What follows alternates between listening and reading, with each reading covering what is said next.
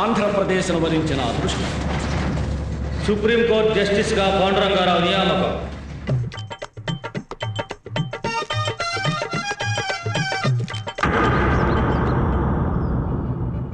ఏంటి పేపర్లో ఈయన ఫోటో వేశారు?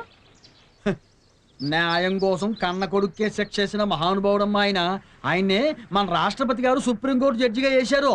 ఆంధ్రదేశం మొత్తం గర్వపడాల్సిన మనిషి అమ్మా ఆయన. మరి 6 ఏళ్ల క్రితం ఆయన రాజీనామా చేసేశారు కదా. ఆ రాజీనామాని ప్రభుత్వం వారు అంగీకరించకుండా లీవ్ పీరియడ్ గా ఉంచారు మంగళ. మళ్ళీ వారికి పూర్వ వైభవం వచ్చేస్తోంది.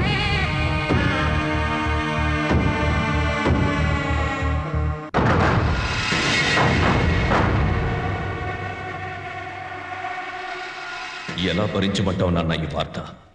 నిన్ను ముఖ్యమంత్రిని అవ్వకుండా నీ ఆశను అడియాస చేసిన పాండురంగారావు ఇప్పుడు సుప్రీంకోర్టు జడ్జి కాబోతున్నాడు.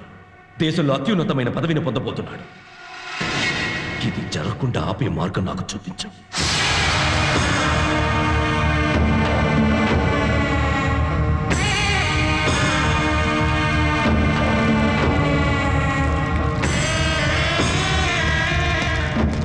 సార్, మీకోసం మంగళ వచ్చింది.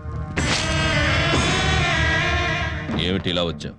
నాకు జీవితంలో సెటిల్ అయిపోవాలనుంది బాబు. ఇప్పుడు సరసాలాడే మూడ్లో లేను.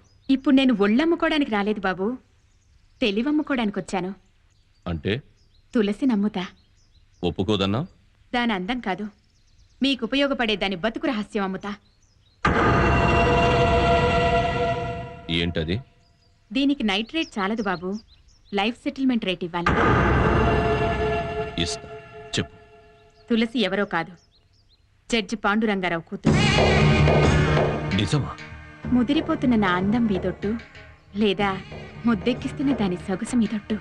పగపట్టి ఒట్టి చేతులతో వెళ్తున్న వాడికి పదునైన కత్తిని చేతిలో పెట్టావు మంగళ. Thank you very much.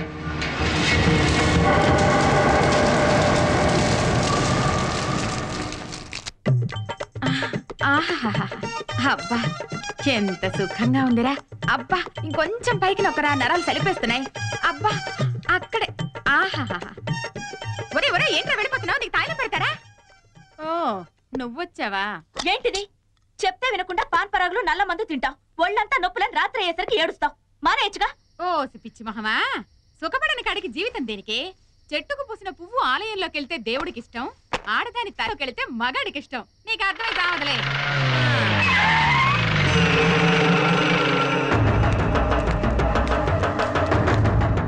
రాండ్రీ, పోయి 4 గిలాసుల నీళ్ళు తీసుకురా.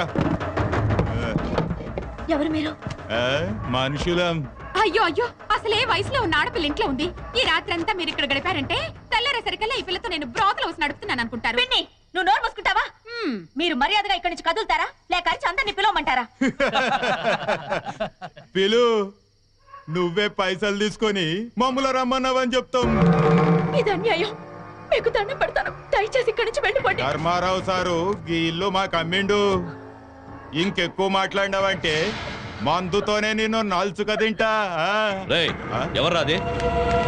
నమస్తే సార్. నువ్వా? ఈ టైంలో ఇక్కడ నీకే పనరా? గదిగా సార్, ఈ ఇల్లు మీరు నాకు చెప్పు తీసుకొడతా.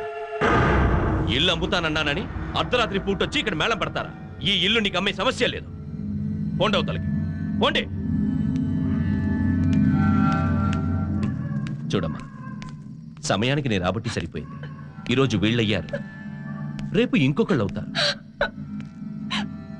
అయినా అంత గొప్ప పలుకుబడి ఉన్న తండ్రికి పుట్టి నీకెందుకొచ్చిన కర్మమ్మాయి? అదేంటి అలా చూస్తున్నా?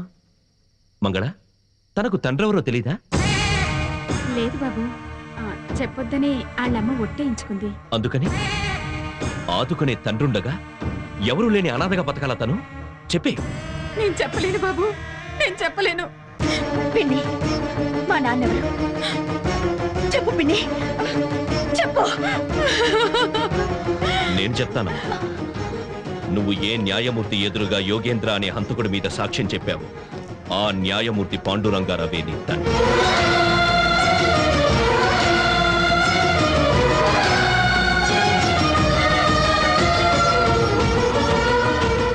మీ నాన్నకి నువ్వు ఇలాంటి కష్టాల్లో ఉన్నావని తెలుసుండదమ్మా.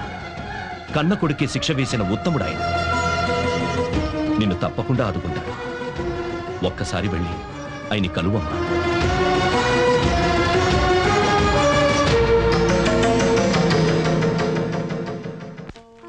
ఏంటి బ్యాగ్ సర్దుతున్నా? మా ఊరెళ్తున్నానే. మీ ఊరికా? మొన్ననే కదా ఊరు నుంచి వచ్చావు. 2-3 నెలల క్రితం వరకు హాస్టల్ అంటే ప్రాణం, ఊరెళ్ళడం అంటే బోర్ అనేదానివి. అప్పుడు వాళ్ళ ఊర్లో తన హీరో లేడు కదే. తన హీరోనా? ఎవరే? నాకు తెలియని నా హీరో. నా హీరో నీకెందుకు తెలియాలి? ప్లీజ్ చెప్పవే, ఎవరే అతను? వీటిని అడుగు. పువ్వులనా? లేకపోతే వాటిని అడుగు. గువ్వలనా?